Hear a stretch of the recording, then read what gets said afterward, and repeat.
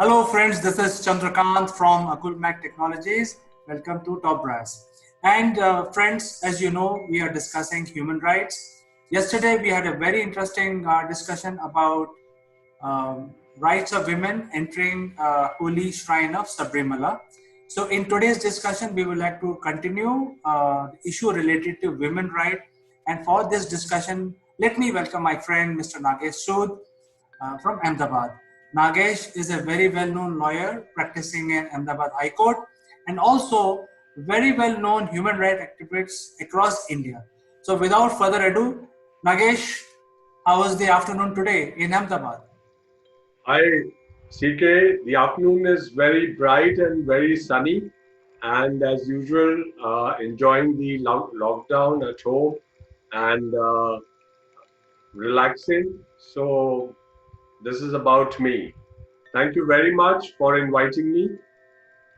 Yes, in fact, since you're a lawyer, you work from home, and nowadays the courts have also embraced the digital way. So I can see all the books behind you. I'm sure you're working hard, even when you're working from home. Absolutely. You see, books are part and parcel of a lawyer's profession, but definitely we are working through video conferencing, and we are as much active as anybody else. So the court is going in full swing. Great. So I think the subject for today is uh, women officers, cadet, and soldiers in army. They were not given a full commission for all these years, and recently they have been given a full commission. So we would like to know from your point of view, from legal standpoint, how does it affect the human rights of women in India? Well, CK, when we are talking about permanent commission to women in the army, we have to go back wherein, there has been 70 years after the birth of post-colonial independent state. There is still a change which is required in the attitudes and mindsets of people regarding women. And it has to come in consonance with the commitment and values which are there in the Constitution. So basically, what has been the mindset is that the profession of arms is a way of life which requires sacrifice and commitment beyond the call of a body. And women officers must deal with pregnancy, motherhood, and domestic obligation towards their children and families, and may not be well suited to the life of a soldier in the armed forces. Also, uh, uh, it is believed that a soldier must have the physical capability to engage in combat, and inherent uh, inherent in the physiological differences between men and women is the lowering of standards applicable to women. And all male environment in the army would require moderated behavior in the presence of women officers. Also, there are physiological limitations of women officers, uh, uh, uh, which is a challenge. And therefore, these were the kind of uh, submissions which were before the Honorable Supreme Court when the case of Union of India versus Babita Punya was decided. Babita Punya, in fact, is a lawyer practicing in the Delhi High Court who instituted a public interest litigation in the Delhi High Court way back in 2005 and 6, challenging and claiming that women officers must also be given permanent commission. So permanent commission would mean that the women soldier would be able to work beyond 14 years of service and also would be entitled for pensionary benefits. So in 2010, Delhi High Court, after hearing the Government of India as well as the petitioners, some of whom were the armed forces officers, women officers, directed the government to give permanent commission to the women officers. However, the government, the Secretary of Ministry of Defence filed an appeal before the Honorable Supreme Court in 2011, and in this year, in February 2020, the Supreme Court, while deciding the case, directed the government to give permanent commission to the women officers in the Indian Armed Forces. So this has been the development. While uh, deciding the case, the Honorable Supreme Court has considered the provisions of the Indian Constitution, especially Article 14, which deals with equality uh, amongst men and women, and therefore has come to the conclusion that women in armed forces be granted permanent commission. So this is all about the case which has been, which has decided very recently and which has granted permanent commission to the women officers.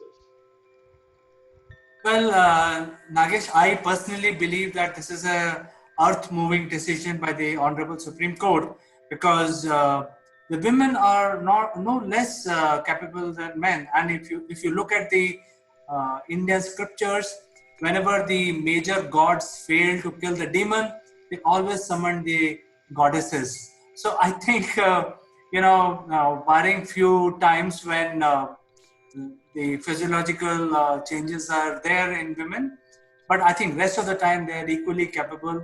And I think for last 70 years, this was an injustice which has been righted now.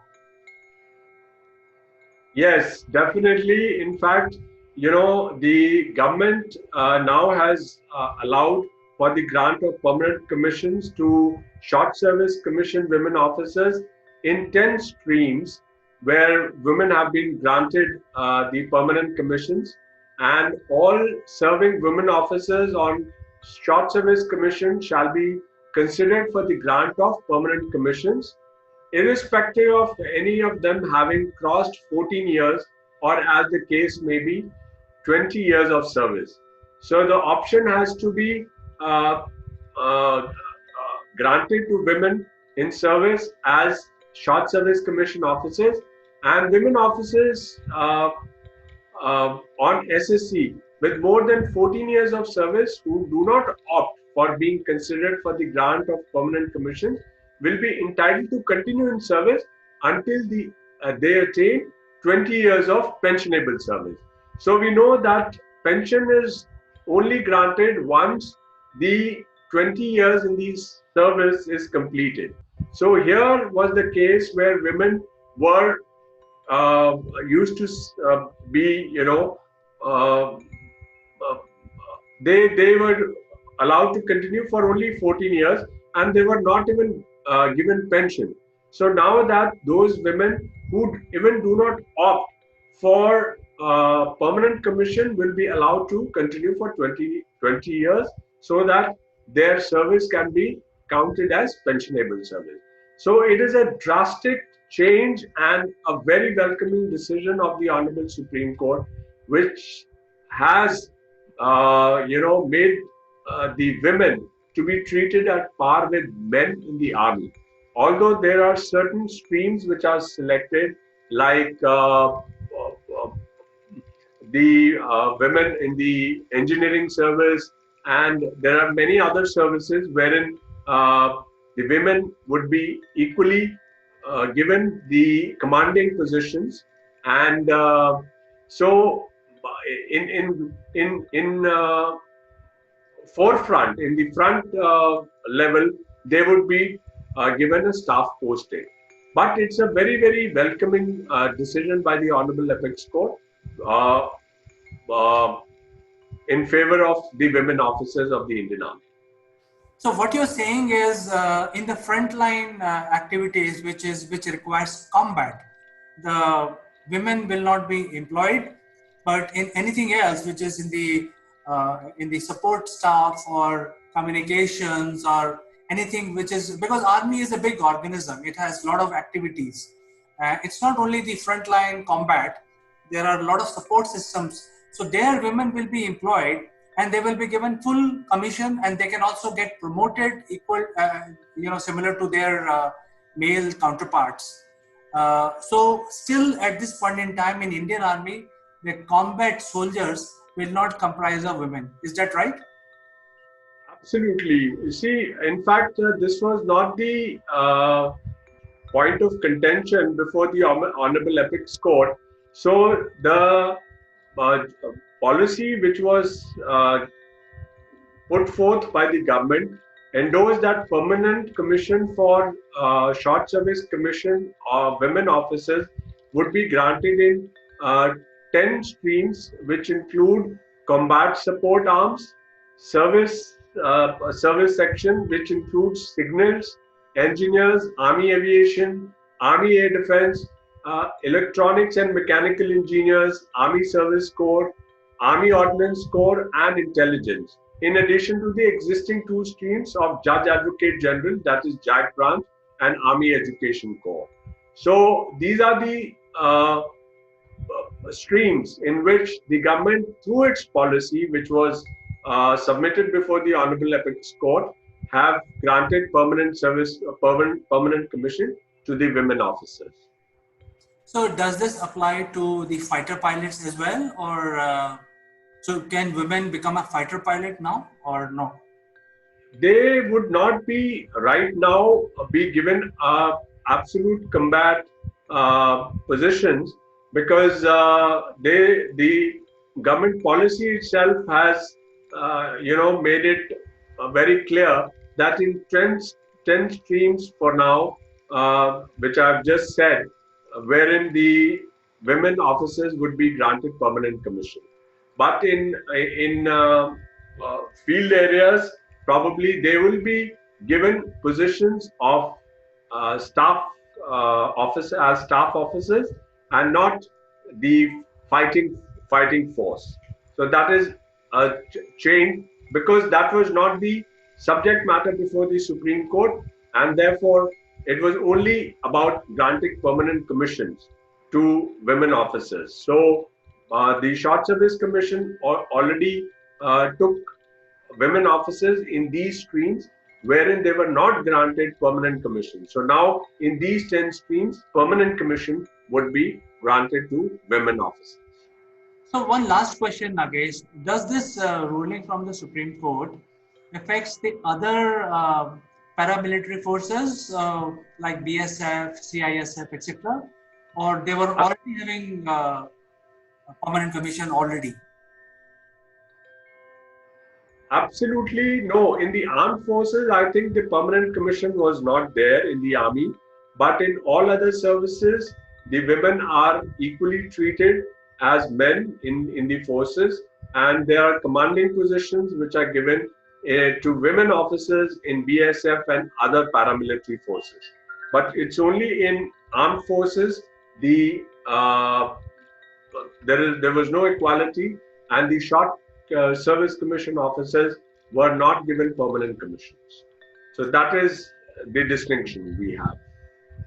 I think this is a very great move by the Indian judiciary system and also the political system, because now there is a equality. The current dispensation is trying to create equality across all walks of life, including the defense services of India.